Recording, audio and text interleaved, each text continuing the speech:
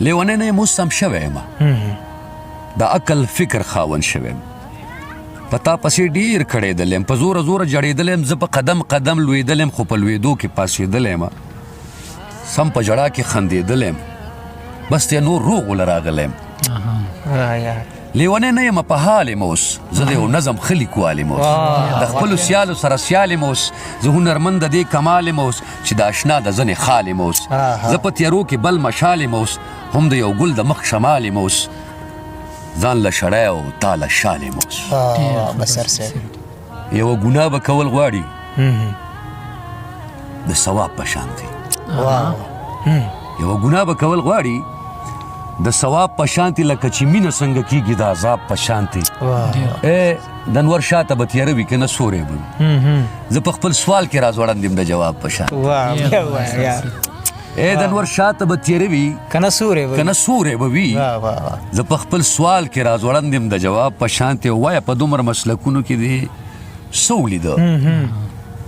وایه په دومره مسلکونو کې دې څه ولیده چې د هر تاره دې ټنګ خیجي د مضراب په شانتي. او ما اباسین غېږه کې واخیستو د ځانه سره، زه په خپل فن کې را بهېږم د دریاب په شان. مهرباني بوډا سوری د عارف لیوال صاحب په فرمایش دی نو زمونږ په دوه کسه هم یو سوری و، په دغه سوري کې د دواړو ساوه، بس سا خو نه وه څه کږې کرښې وې لکه زما د لاس ړندې کرښې وې، او دغه کرښې د یو ستړي سفر ځنګل ته وتې تر ړندو اوبو وې. په دغه ستړي سفر مونږ دواړه سره د سوري او ځنګل ته لاړو. ځنګل د ژوند څه خنډوخار غوندې و، په دې مزل کې ډېر ستړي شو. غرض مې دا چې په تیارو کې ورک شو، د خپل ذات په ادیرو کې ورک شو. ډېر ښه دی بسر صاحب. ستا که یادېږي ته یوازې نه وې سوری د تا سره په مخه لاړو، خو له دې نه وروستو درته څه ویم، هغه تصویر ما سره اوس هم شته دی، کم یو تصویر کې چې مونږ درې واړه وو، زمونږ د دواړو منځ کې سوری ولاړ، ستا په اوږه باندې لاس اچولی، ما ته راګوري او خندا یې کوي. ډېر ښه دی یار. هغه تصویر ما سره اوس هم شته دی، کم یو تصویر کې چې مونږ درې واړه وو، زمونږ د دواړو منځ کې سوری ولاړ، ستا په اوږه باندې لاس اچولی، ما ته راګوري او خندا یې کړې. خو چې زه اوس هم کله کور ته راشم او دې تصویر ته کله وګورم، ماله هم ځان پورې خندا راشي چې دی په ما پورې له اوس هم خاندي. خو خیر ګل زمانه زه اوس د خندا شوی یم، په داسې ځای کې اوسېدلی یم چې ما له هېڅ د خندا چل نه راځي. خو ته دا پرېږده مړه، بله واوره، یو عجیبه غوندې کې کار شوی دی، ما ته جوړ اوس نوی ازار شوی دی. ډېر ښه دی بسر صاحب. خو ته دا پرېږده مړه، بله واوره، یو عجیبه غوندې کې کار شوی دی، ما ته جوړ اوس نوی ازار شوی دی.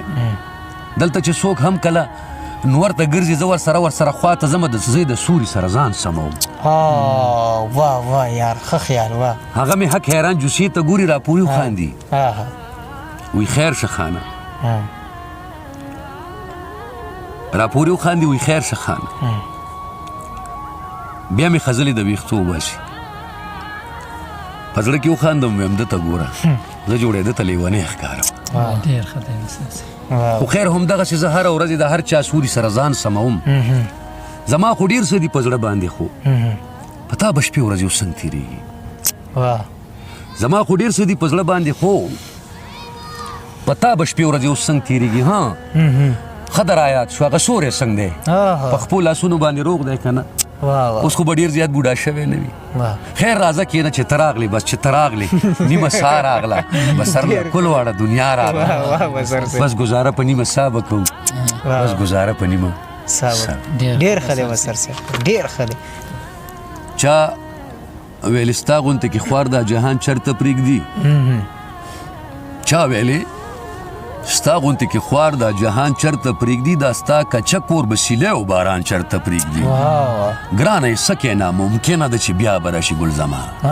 ګرانه یې څه کې ناممکنه ده چې بیا به راشي، او هغه سپوږمۍ زما د پاره اسمان چرته پرېږدي.